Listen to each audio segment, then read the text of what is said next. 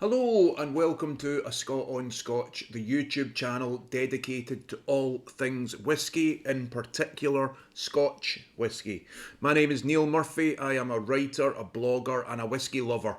I have been blogging and writing about whisky since 2015, I think, on my website now called ascotonscotch.com. I am also very proud to be the kinship host for the Islay Whisky Academy, and I am co-founder and host, I suppose, for Scottish Rogue, which is a company we started in 2024 to offer whisky experiences in and around the city of Glasgow. So check that out at scotishrogue.co.uk. On this YouTube channel, I like to basically discuss all things Scotch whisky, right? So whether that's some topics that have been in the news, or whether that's things that I've been up to myself, or just interesting developments, whatever it might be. So that's what we're going to be doing today. There's been quite a lot happening of late. I saw just recently in the news, now this isn't Scotch related, but it is whisky related. I saw that the Lakes Distillery has closed its visitor centre and will not be running tours anymore, and it's closed its bistro.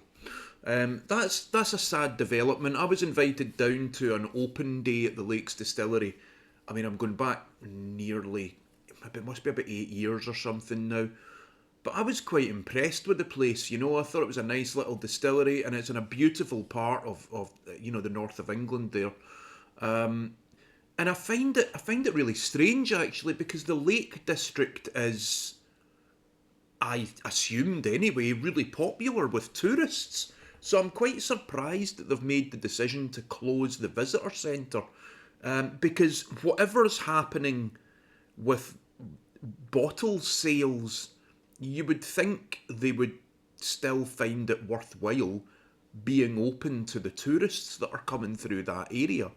I mean, what I would say about the Lakes, I've always found their whiskey to be very tasty. I think it's good quality whiskey, good quality single malt. But they definitely went after the Macallan vibe, you know.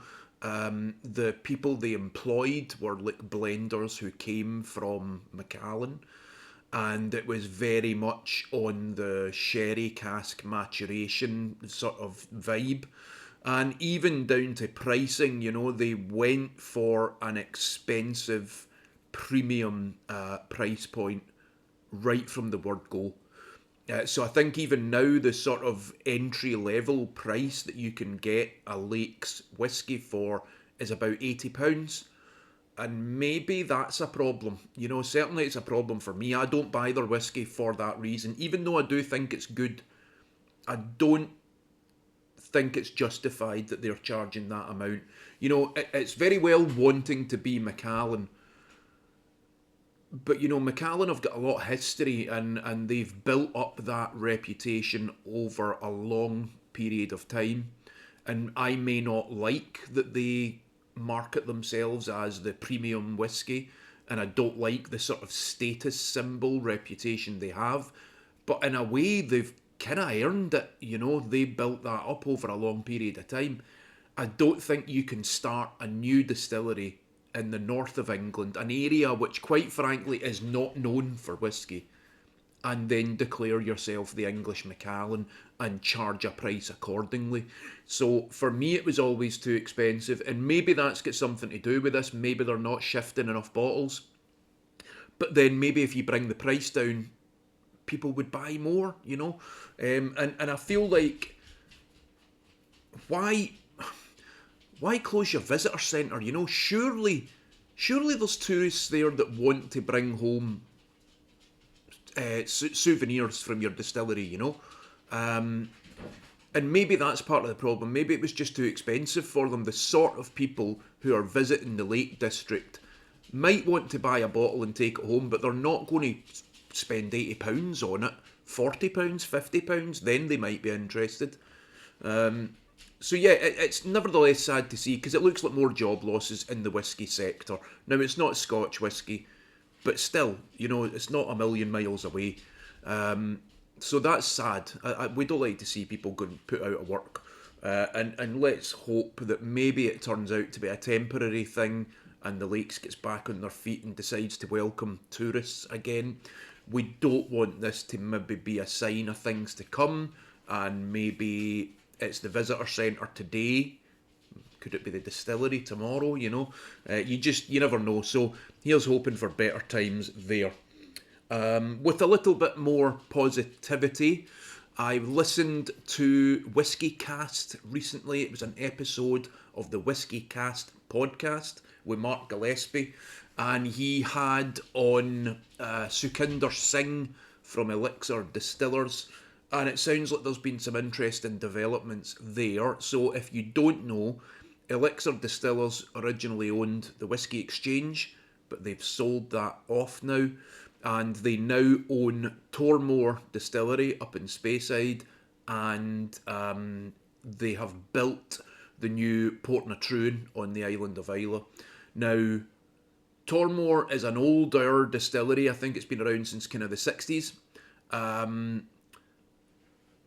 But it's always been kind of blend fodder. It's never released a sort of single malt range.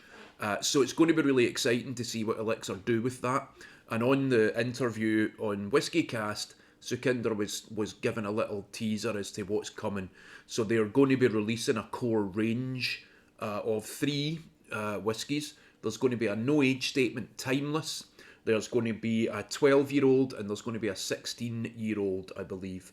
So that's a nice little range. I mean, the only thing I'd say maybe is, did we really need the no-age statement one? Because if you're taking on a distillery that's been going since the 1960s or whenever it was, surely there's stock in the warehouses there. Did you need to do no age statement? I'm not sure they did. I think they could have got away with, even if it was a young age statement, 5, 8 years, whatever. That would have been okay, surely. I think the whole no age statement thing came about because there were distilleries who felt forced into bottling younger spirit, and they didn't really want to admit that they were bottling younger spirit. So they came up with this whole no age statement thing and giving it fancy names. But if you've got a distillery that's been producing, surely there's stock there. And if it's young, just admit it's young. Nobody really cares now. The whiskey world's quite happy to drink 5, 7, 8, 9-year-old whiskey. Doesn't always need to be 10, 12, 15, But tell us what it is still. But anyway, it's going to be called the Timeless, Tormore Timeless, and then there will be a 12 and a 16. The only other thing that concerns me slightly there is if you've got a no age statement as your entry level, that's probably going to mean, you'd guess that no age statement's going to be somewhere in the kind of 45, 55 maybe, hopefully, somewhere about there, which means the 12 is probably going to be 70, 80 maybe, and the 16's going to be into 3 figures, let's say 120, maybe more. So maybe I'll be proved wrong on that, but I think when you start with your no age statement, you're not going to sell that off super cheap. That's going to be about £50, which means that the rest's going to be going up from there.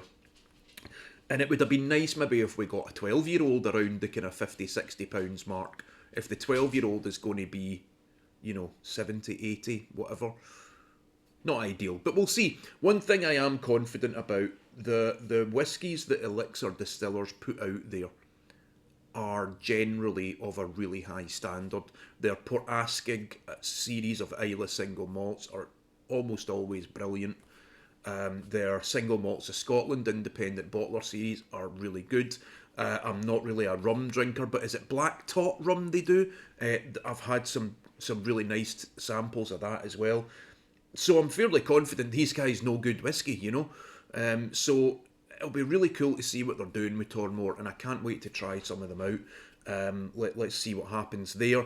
Port na Trwyn is a funny one because it's been coming for ages, it seems, It's Islay's newest distillery. It has been built for quite a while, it feels like. but it's not producing yet, as far as I know. But on the interview with Mark Gillespie, Sukinder was saying that basically they're almost ready to go now. What I found kind of surprising about the interview, though, was Sukinder said that they had been kind of caught unawares by some of the challenges of building a distillery on a remote island like Islay. And I just thought to myself, why? Why were you caught unawares by that? Because anybody on that island could have made you aware of those challenges, and anybody not on the island could have made you aware of those challenges. You know, we know that Islay has a creaking infrastructure. We know that Calmac has its issues. We know ferries are cancelled left, right and centre. We know all this. We know it's not easy to get building materials onto the island, to get construction workers onto the island. So I found it a bit odd that Sukinder was claiming that they were surprised by that. If you were surprised by that, you didn't do much planning. But nevertheless, it looks like the distillery is going to be up and running soon, and they've got some really, really good people involved behind the scenes. So I am confident that it will be an exciting development in Islay Whisky. I'm looking forward to it. It's going to be obviously several years down the line before we see any whisky from that distillery. But nevertheless, it's exciting times. It's exciting times. Okay, maybe file this next story under the ridiculous. So ridiculous, it's almost hard to believe. I saw an advert the other day for a new Talisker single malt. And that is a fairly good age statement. Now, I can't remember exactly what it was. 45 years old, something like that. Really impressive age statement. But the selling point was something to do with the casks being toasted using lava rocks, heated lava rocks used to toast the inside of the cask. I mean, I just don't know what to say. Why? Why? And what is the lava rock doing for the toasting of the cask? And why did you feel you needed a gimmick like that on a 45-year-old whiskey? I mean, anyway, the mind boggles. Talisker's a great dram. I'm sure a 45-year-old Talisker is very special. I've never had the pleasure. I don't think it needs lava rock toasting to make it special, I'm baffled that they thought it did. Anyway, moving on. Elsewhere, whiskey adjacent, but not quite whiskey related, there's a new movie out in the cinemas, and it uses the Scotch whisky industry as its backdrop. Now, I've got to be completely honest, I've not seen the film yet. I would like to go and see it. I am going to go and see it. It's called Glenrothan. It is the directorial debut of Brian Cox, a Scottish actor. It co-stars Alan Cumming, another Scottish actor. And it's a sort of prodigal son returns type story. I've only seen the trailer so far, and I must admit the trailer doesn't look great. It's a bit cliche ridden, maybe. I'll tell you what it really reminded me of, actually. There was a TV series that used to be on British television, Scottish television I should say, several years ago. It was called Monarch of the Glen. And the storyline was basically, there was this sort of family who were the lairds of a Highland estate, and their son left to go down to London to run a restaurant or something like that, and sort of became seduced by the fancy London lifestyle and all that. But then his father takes ill, and he has to return to the Highland estate to take over the running of the family business and all that stuff, right? And basically you get a charming rekindling of family relationships and reconnecting with your childhood and all that sort of stuff, right? Surrounded by beautiful Highland countryside. And this new movie is basically two brothers. One of them left to go to America many, many years ago. And now the older brother, who's played by Brian Cox, the younger one's Alan Cumming, the older brother takes ill, and Alan Cumming has to return home to take over the family business, which is the distillery, basically. Looks like it's mostly filmed at the new Falkirk distillery. So yeah, it just feels like quite a well-trodden path in terms of plot.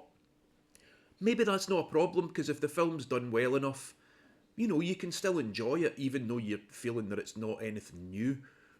So I'm hoping that's the case. The trailer raised a few red flags to me. It just looked a little bit cheesy, a little bit cliche-ridden. I hope I'm wrong, and I hope it's still fun. And maybe it doesn't matter. It might seem full of cliches to a Scottish audience, but it might not to an international audience. They might not have seen stories similar to this. I don't know. And when we look how popular things like Outlander have been for an American audience, for example, and the huge impact that's had on tourism here in Scotland, and then they're also remaking Highlander just now. They're up in the Highlands filming that. There's a really funny picture the other day came out of Russell Crowe standing outside Morrison's supermarket in Fort William. That's not something you see every day. So yeah, these things can have a big impact on Scottish tourism, and with the disruption in the world today, any help we can get is a good thing. So if the film lands with American audiences and they feel charmed by it and interested to come and explore Scotch whisky, then all good, we're happy with that. I'll report back when I've seen the movie. I suspect I know what I'm going to get from it, but we'll see. It might surprise me. And as I said, even if there's loads of cliches, even if it's a plot you feel you've seen before, if it's done well enough, it can still be quite enjoyable, I always think back to the remake of Whiskey Galore. A lot of people were kind of down on it because it basically did exactly the same thing the original did, except it dialed up the kind of schmaltz a little bit. But I still quite enjoyed it. I thought it had a charm to it. So maybe this will be the same. Maybe I'll sort of still feel sort of charmed by this new one. Let's see. Noticed some more stuff on the Master of Malt website the other day, which points to some uncertainty in the industry just now. They ran a sort of contest, it was a mystery malt drop. So you might be aware that there's been several people doing things like this. The Thompson brothers kind of kicked it off, I think, up in Dornoch there, with their mystery malts series. So basically you buy a bottle without really knowing what it is. You pay a fixed price and you might luck out and get a really old Clynelish or something, or you might get a 6-year-old Nicknean or Loch Lee or something. But it's been really popular because people have got some great drams, and there is a bit of a buzz in not knowing what you're going to get there. So that's been really popular. And now it looks like Master of Malt were dipping their toe in the same market. So you paid £65 and basically you got a bottle that was worth at least, I think, £69 maybe, was the cheapest one. So you could win at the top, maybe there's one bottle of the 50-year-old Bowmore. I think it was the 50-year-old, worth £30,000 a bottle. Or at the bottom, it's like, the Bowmore 15-year-old, the Lafroig, was it 16 or so? I can't remember. But, basically, that's the deal. You pay £65, you're going to get a bottle that's at least worth what you paid for it, maybe worth a hell of a lot more. But what was interesting was, after looking through it, I noticed it was all Suntory whiskies. Bowmore, Lafroig, some of the Japanese ones, and some of the ones they own over in the States as well, like the old Beam brands. So that doesn't paint a rosy picture for Suntory. Now, you don't know Is that Master of Malt that decided to do that campaign because they had lots of stock that they couldn't shift? Or was it actually done in partnership with Suntory, where Suntory approached them and said, can you help us get rid of some of this stuff? But, you know, it does tie in with what's been going on over in Islay, because Bowmore and Laphroaig are now essentially one distillery. They're running with one team. So, you know, Bowmore produces one week and Laphroaig produces the next week. So there's one team doing both distilleries. They have had to offer voluntary redundancies to basically clear half of their production staff. And now it's 1 week on, 1 week off for each distillery, you know. Which is quite sad to see, you know. We were over there just recently, and when you go and visit a distillery and it's all silent and quiet, it's just, there's something kind of depressing about it. Distilleries are living, breathing things, you know. They have their own kind of energy, and when you see it quiet and silent like that, it's not a happy place, you know. So fingers crossed for better times coming soon, I hope. I did, of course, opt to buy one of those bottles in the mystery malt drop. So fingers crossed, there's a 50-year-old Bowmore winging its way to me right now. We'll see what happens. Chances of that are pretty slim, I would imagine. But you never know, right? Somebody's got to win it.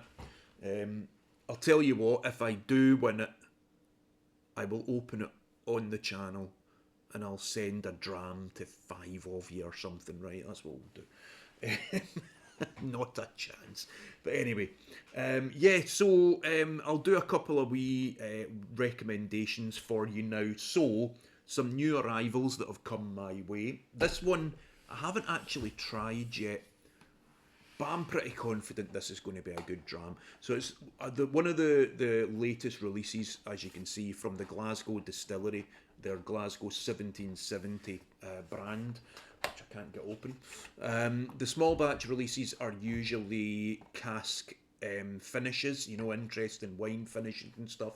This is Amarone, so very full-bodied Italian red wine Amarone.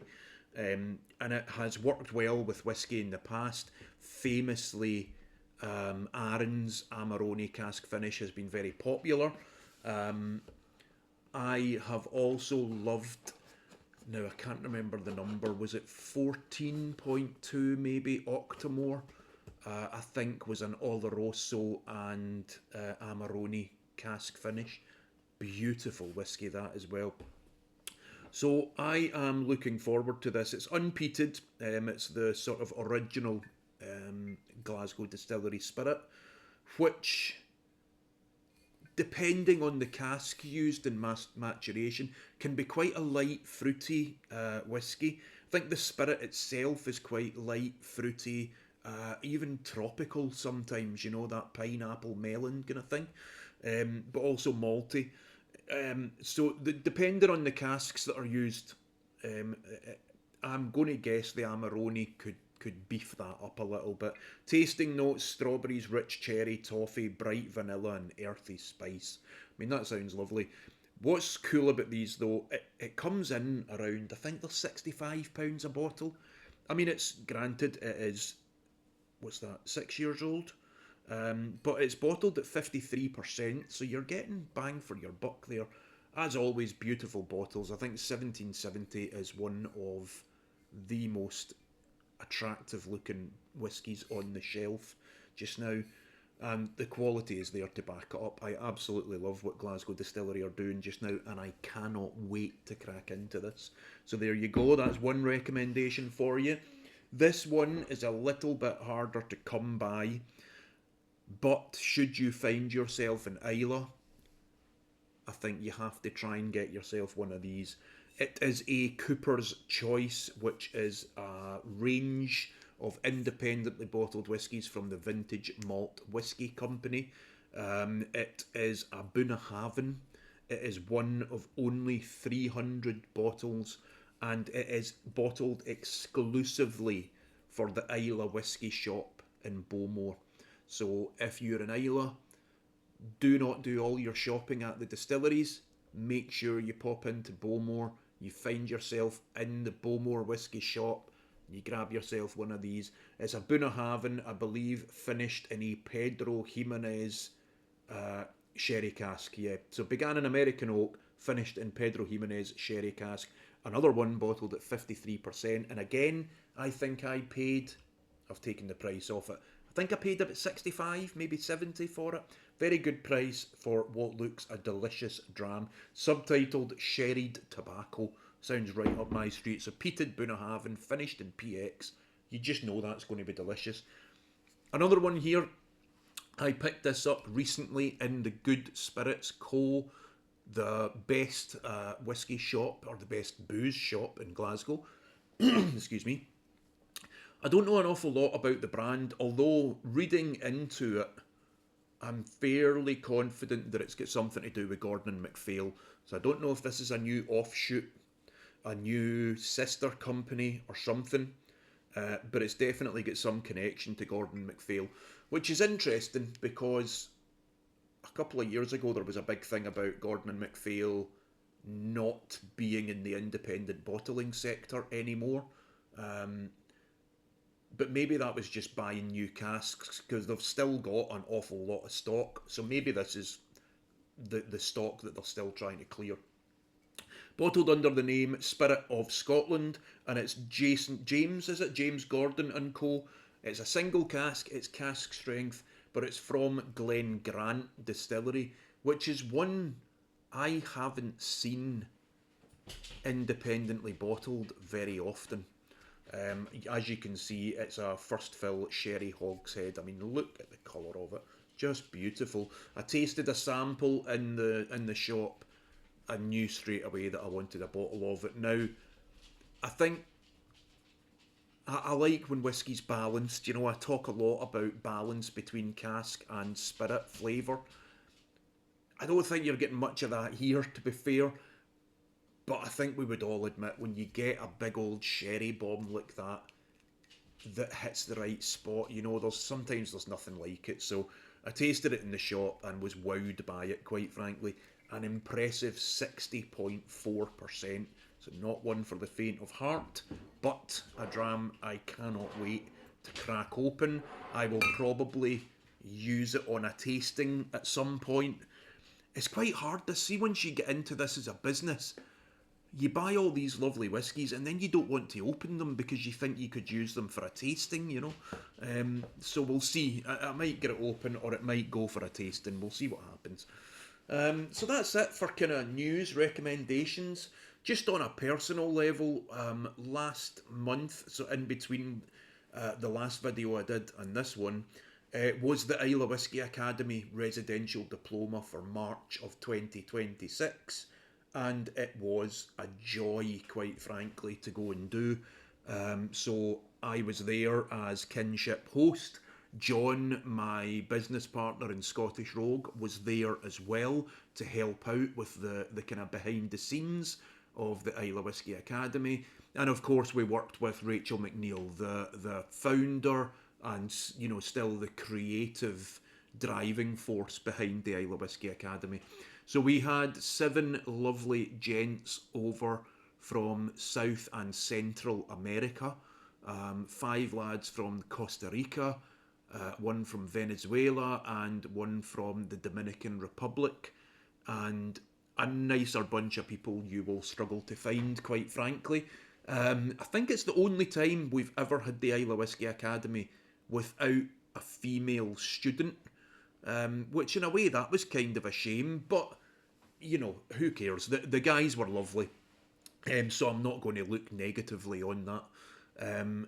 They were a very enthusiastic bunch. Every day was like Christmas morning for them, and it's really easy to get swept up in that enthusiasm, you know, so it was a delight, it really was.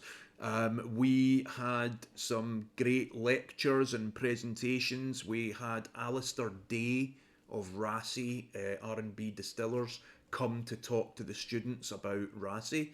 We had Ken Lindsay, former brand ambassador for Allied Distillers, for Chivas Regal, for Ballantine's, one of the people involved in the creation of the Friends of Lafroig scheme. Ken came to talk to us. We had David Webster talking about the geology of Islay. Of course, Rachel did a couple of lectures on barley and on peat.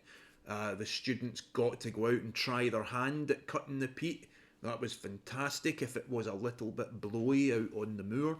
But yeah, just a fantastic experience. We visited Kilchoman Distillery, Lafroig Distillery, Bowmore Distillery, Bruichladdich Distillery, and Bunnahabhain Distillery. We had a flying visit to Ardnahoe on the way to Bunnahabhain.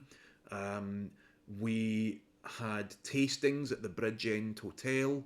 We had tastings in Red Lodge, where some of the students were staying. We had lunch in the Port Charlotte Hotel one day, where we all had some lovely drams in there too. There was a lot of drams, by the way. This group of lads from Latin America really knew how to drink, which I am not complaining about, because that's what you want to see, people really living in the moment and making the best of their time in Islay. We had dinner in Lucci's on the Sunday night to welcome everyone to the island.